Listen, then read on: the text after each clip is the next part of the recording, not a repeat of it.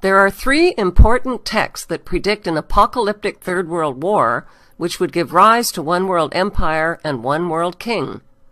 The Bible's Book of Revelation, the Illuminati's Protocols of Zion, and Albert Pike's Morals and Dogma. A statue of Albert Pike stands today on a pedestal in Washington, D.C. What did Albert Pike do to deserve a statue in his honor on federal land at the foot of Capitol Hill? Albert Pike was the sovereign pontiff of Universal Freemasonry and a known Satanist who possessed a bracelet which he used to summon Lucifer. After the American Civil War, he was imprisoned for treason, but thanks to Freemason President Andrew Johnson, Pike was pardoned.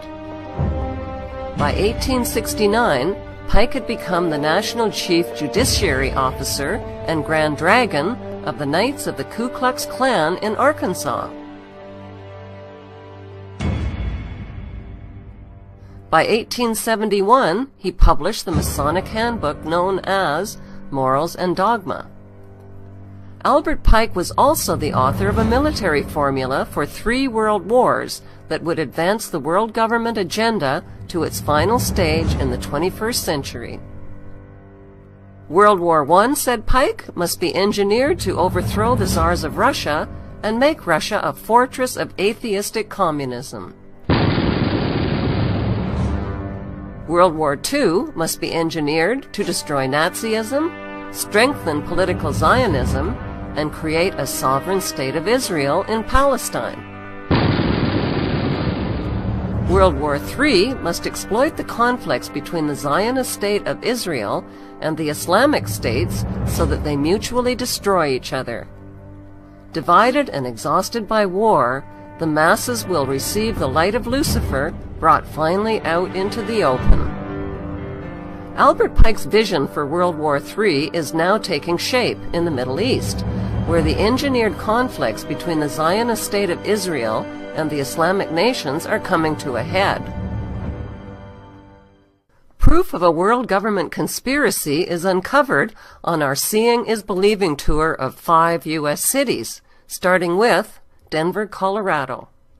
Denver, Colorado is home to America's largest airport called the Denver New World Airport.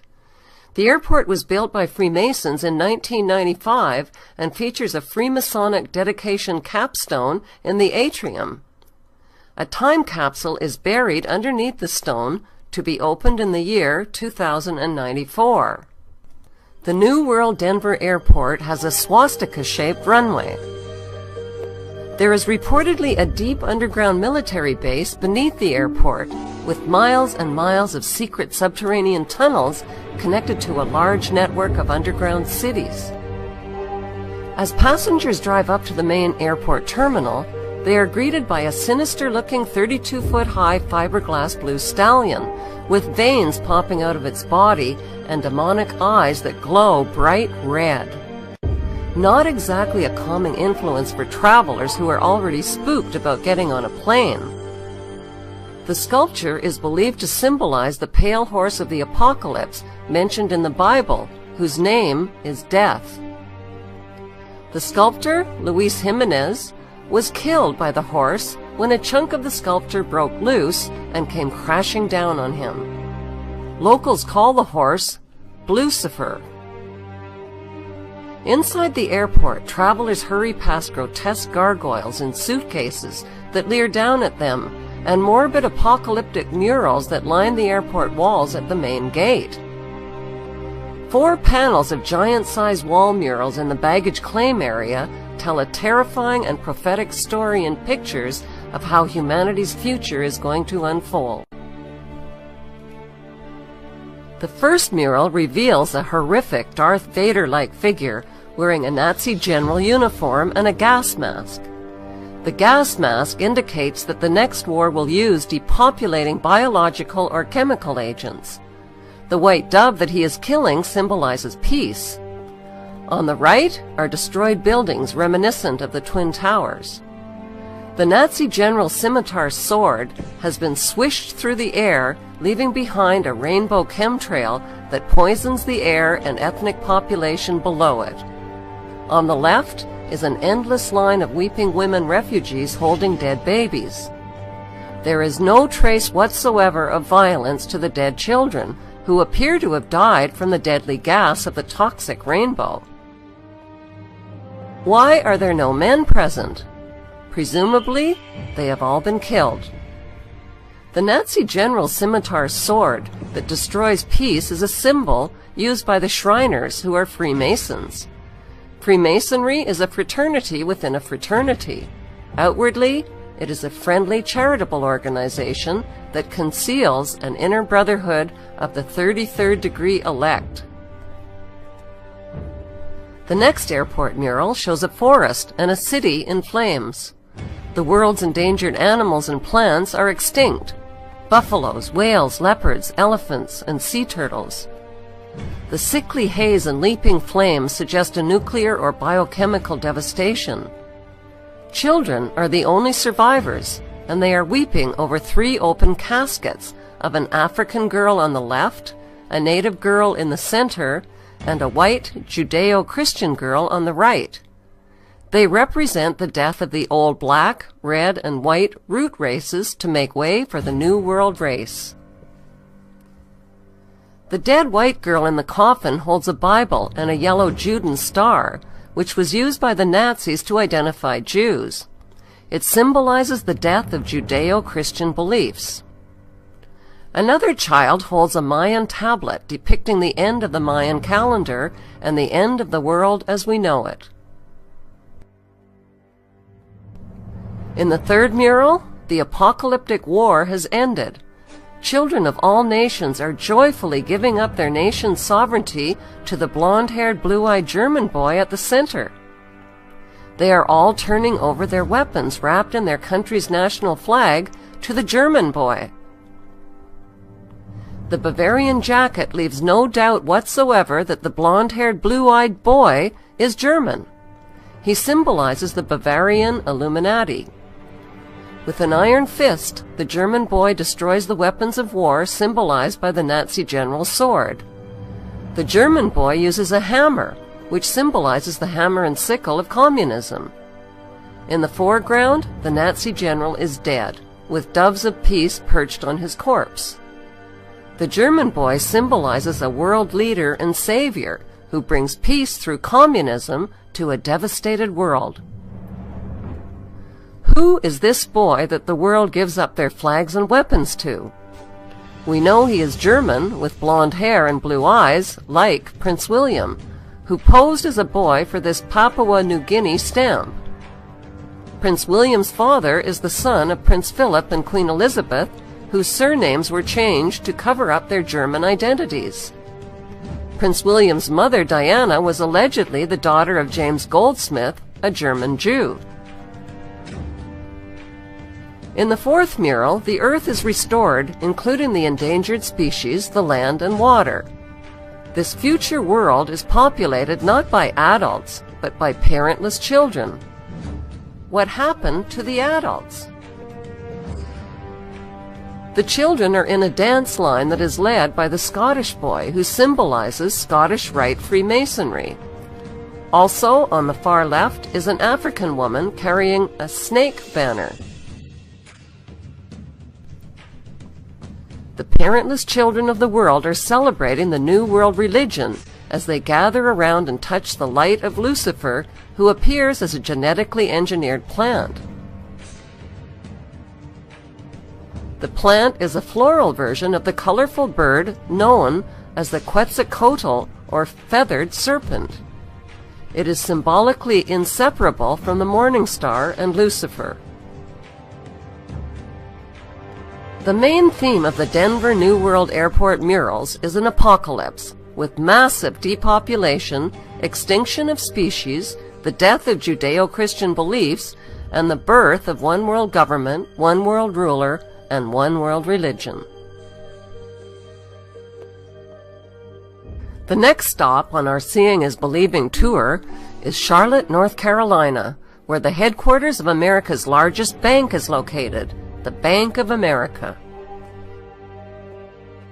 Here we find more eerie, bone-chilling paintings describing the apocalyptic story of humanity's future in pictures. 3 prophetic frescoes are prominently displayed in the Bank of America's main lobby. Like the Denver murals, they tell a symbolic story which is understood by those in the know. In the first mural, the central figure is a blue-eyed, blonde-haired German boy wearing a Nazi overcoat, clicking his heels together and standing at attention on the checkerboard floor that is a classic symbol of Freemasonry. Who is he? He is the same boy found in the Denver airport mural, but he is older in this continuation mural. Notice the phallic hand gesture in the comparison photo of the young, blonde-haired, blue-eyed Prince William. Similarly, the boy in the mural has a subliminal erect phallus on his Nazi overcoat, symbolizing power. By erasing the boy's right arm, it becomes clear that the flames of the burning bush are shaped like a hand, and the bush itself is shaped like an arm that is positioned at the boy's shoulder. It now becomes obvious that the German boy is making a straight-arm Nazi salute.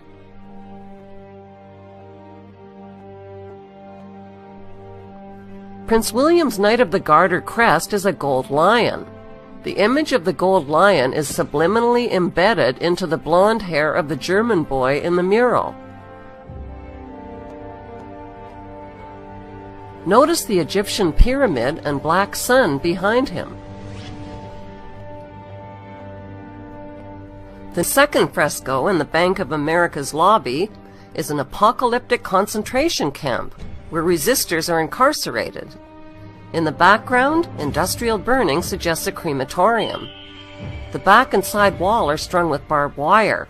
Hazmat Marines carrying rifles are seen in the crowd with their Nazi gold eagle and flags. Notice the person wearing the white hazard protection gear. The hazard protection gear symbolizes a pandemic, biochemical, or nuclear warfare. This is the same apocalyptic theme found in the Denver mural, in which the Nazi general is wearing a gas mask. Overhead, the elite are hovering and celebrating like gods, circling free and naked in their wealth and power. They are energized by the chaos below, where the world population is trapped in their net. All races and creeds are caught in the net of riots and protests, including a Catholic bishop, a nun, and a handcuffed man. The protest signs are blank, implying they have no voice. The street signs are also blank, implying there is nowhere to go. The last fresco has a mission accomplished theme. It illustrates the post-apocalyptic rebuilding era that creates order out of chaos. The red dragon in human form is etched into the hillside at the top of the fresco. He sleeps peacefully while the miners serve him. These miners are a reminder of the internationally televised Chilean mine disaster and rescue in 2010. 33 miners were rescued in a ceremonial raising of the phoenix. The ritual was an announcement to 33rd degree Masons that Lucifer is rising.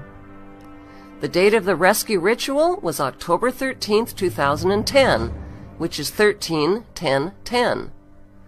13-10-10 adds up to 33. Where did the Chilean president travel to the day after the rescue ritual? Buckingham Palace. He personally delivered a mine rock to the Queen that had been raised from the mine as a symbol of the risen phoenix. This president has met the Queen at London's Buckingham Palace. I've got a gift for you. This is a piece of rock that was brought by a miner. Sebastian Pinera presented the monarch with a souvenir from the San Jose mine, where 33 of his countrymen were trapped for 69 days. Mr. Pinera, who was given 33 bottles of real ale by David Cameron, said the rock was brought up by the second miner to be rescued. The prophetic murals that are featured at America's largest airport and America's largest bank express a New World Order agenda that is hidden in plain sight. The giant images on display for all to see are designed to be understood only by a few. The commissioned murals share common themes: an apocalypse, a new world order, and a central figure who is a blonde-haired, blue-eyed German boy. The next stop on our Seeing is Believing tour is Ellerton, Georgia.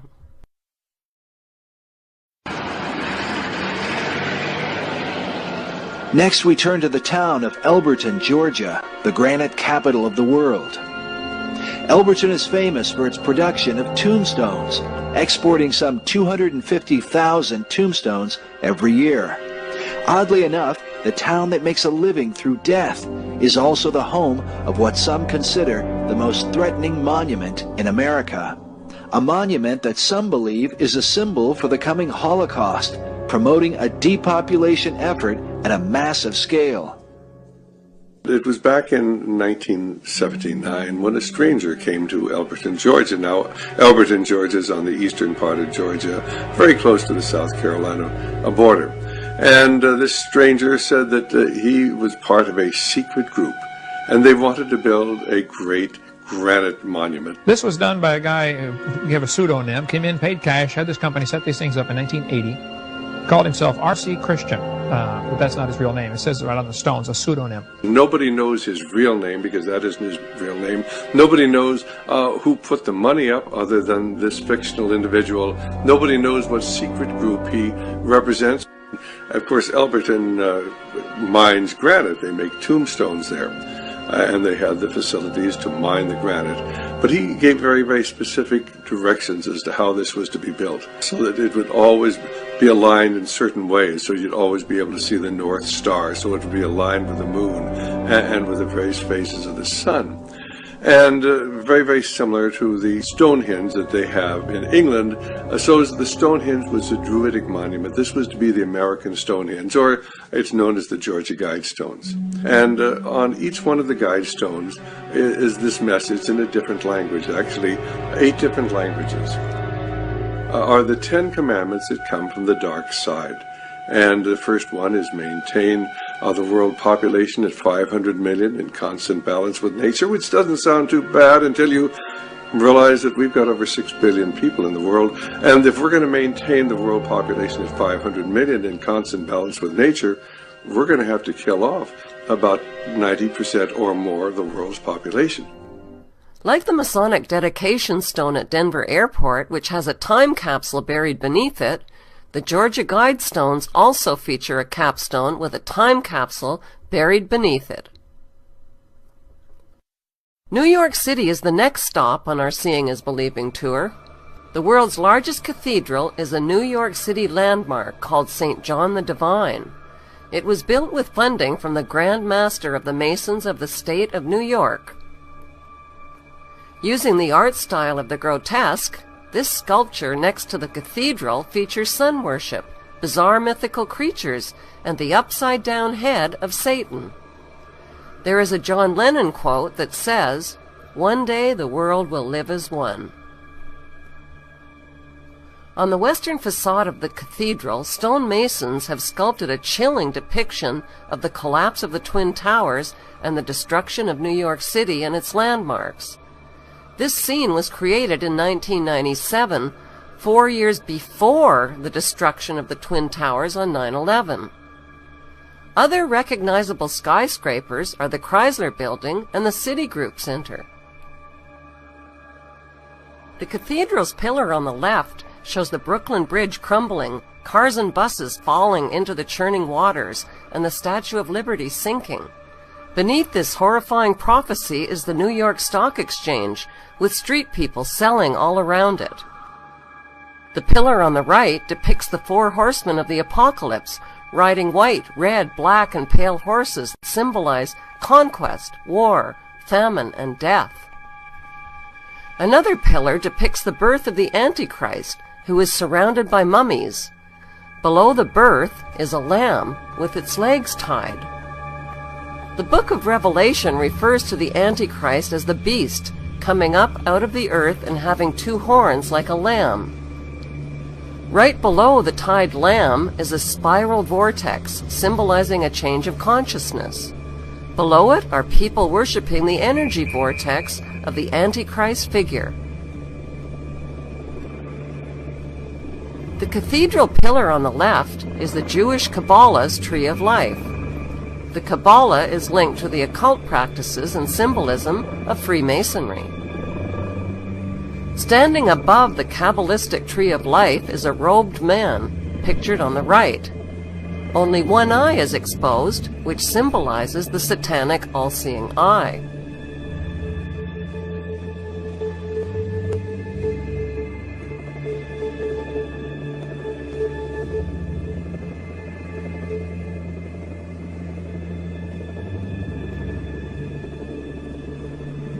Our second stop in New York City is the United Nations headquarters, which was built in 1945 and financed largely by John D. Rockefeller. Inside UN headquarters is an ominous meditation room. The custodian of the meditation room is Lucis Trust Company.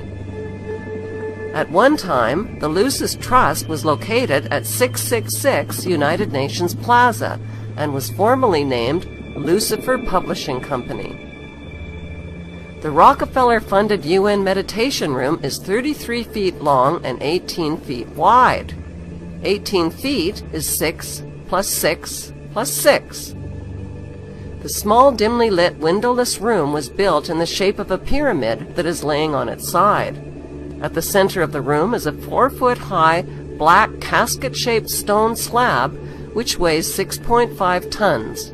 And is extremely magnetic and rests on a concrete pillar. The pillar descends beneath the floor into the bedrock and taps into the Earth's hyperdimensional energies to induce a state of altered consciousness. Not far from the meditation room is the United Nations Security Council chamber. This is the emergency room of the UN, where the world leaders meet when there is a threat to peace. They decide the fate of nations. Even though Israel has over 200 uninspected nuclear weapons and has violated dozens of resolutions, no sanctions are ever imposed because of the United States' veto powers. Notice the giant mural that towers over the Security Council room. The central focus of the UN mural is the phoenix bird that has risen. The phoenix bird is a symbol of Lucifer. Egyptians believed that the phoenix symbolized a god who rose to heaven in the form of a morning star like Lucifer after his fire immolation of death and rebirth. Notice that the phoenix bird is not standing above his own ashes. He is standing above his old skin. Like a snake, he has shed his old skin and is revealing himself as God at the center of the mural. At the top left, there is a church steeple without a cross. The missing cross symbolizes the death of Christianity. Below, a woman receives the rays of the sun god, while the man in front of her plays Pan's flute. To their right are two pyramid symbols and people joined together by a long blue serpent-like cloth. Below the risen phoenix, a sword is driven through a dragon beast. This represents the killing of old beliefs and religions that depicted Lucifer as a beast. The New World religion worships him as beautiful. Behind the phoenix, the ghostly figures of the walking dead are stepping into a void. They symbolize depopulation.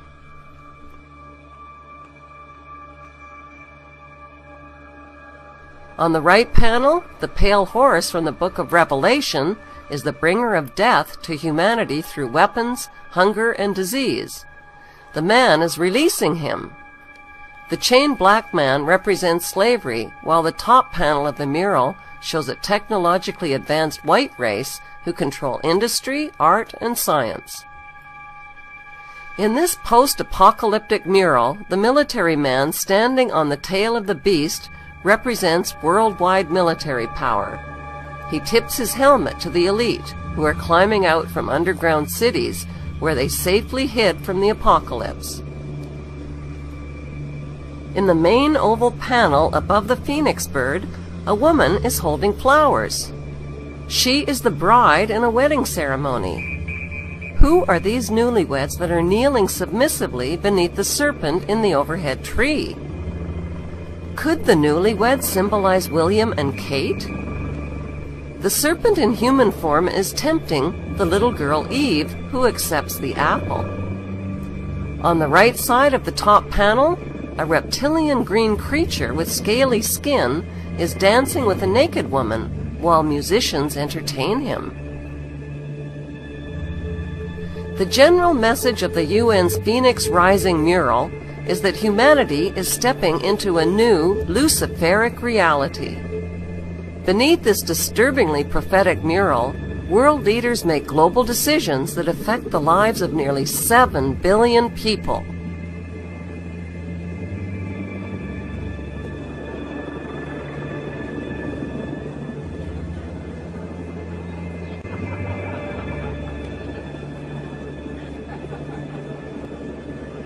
What's hard for most people to grasp is that our elected government leaders are involved in an apocalyptic scheme to enslave the masses under a world government dictatorship. How do these leaders sleep at night? How do they live with themselves?